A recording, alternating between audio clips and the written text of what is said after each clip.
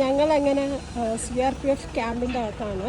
അപ്പം ഞങ്ങളുടെ വണ്ടികൾ കഴുകാൻ വേണ്ടി CRPFൻ്റെ തന്നെ വാഷ് സെൻ്റർ ഉണ്ട് അതിൻ്റെ അകത്ത്. അപ്പം ഇവിടെ വണ്ടികൾ കഴുകുന്ന സ്ഥലമാണ്. ബട്ട് ദെൻ ഓൾസോ ഞങ്ങൾക്ക് വാഷ് ചെയ്യാനുള്ള പെർമിഷൻ കിട്ടി. ഞങ്ങളുടെ വണ്ടിയൊക്കെ ഒരു പരുവായിട്ടാണ് ഇരിക്കുന്നത്.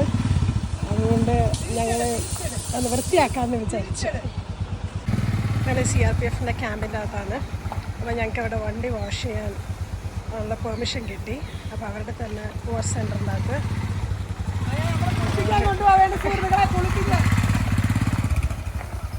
കുളിപ്പിക്കാൻ വേണ്ടി ഓരോരുത്തരായിട്ട് കയറ്റുകയാണ്. നിഷി നീ എടുക്കുന്നില്ലേ? ആ കൊണ്ടുവെക്കോ.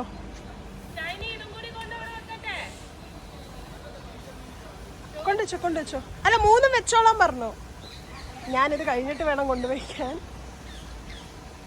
ഞങ്ങളുടെയൊക്കെ വണ്ടി ഭയങ്കര ഇതായി. റോഡ് ഭയങ്കര മോശമായിരുന്നു. ഫുൾ പൊളിഞ്ഞ് ശരിക്കും ജമ്മു കണ്ടാൽ നമ്മൾ സഹിക്കില്ല. നമുക്കത് വീഡിയോ എടുക്കാൻ പറ്റത്തില്ലായിരുന്നു. എന്താണെന്ന് വെച്ചാൽ റോഡിലൊന്നും സൈഡിലൊന്നും നിർത്താൻ പോലും പറ്റത്തില്ല. അത്രയ്ക്ക് പൊടിയും കാര്യങ്ങളുമായിരുന്നു. ഞങ്ങളുടെ ഇവിടം വരെ എത്തിയത് തന്നെ വിറ്റ്സ് ഗോഡ്സ് ഗ്രേസ്. അങ്ങനെ ഞങ്ങളുടെ വണ്ടികൾ അങ്ങനെ സെക്കൻഡ് വണ്ടി കയറ്റുകയാണ്. ആണോ? സെക്കൻഡ് വണ്ടിയും കയറ്റി.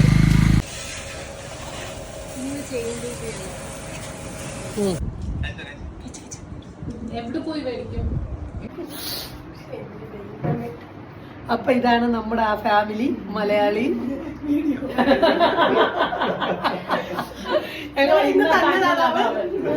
ജമ്മു അതും CRPF ക്യാമ്പിനകത്ത് വണ്ടിയുടെ നമ്പർ കണ്ട് ഞങ്ങളെ പൊക്കിയതാ. KL വണ്ടി കണ്ട് ഞങ്ങളെ പൊക്കി. ഞങ്ങളടുത്ത് വന്ന് പരിചയപ്പെട്ടു. പിന്നെ ഞങ്ങൾ വേണ്ട കൂടെ കൂടി പരിചയപ്പെട്ടോ തീർന്നു. Okay, thank you.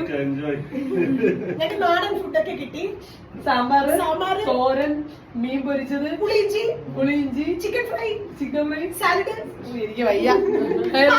പായസം.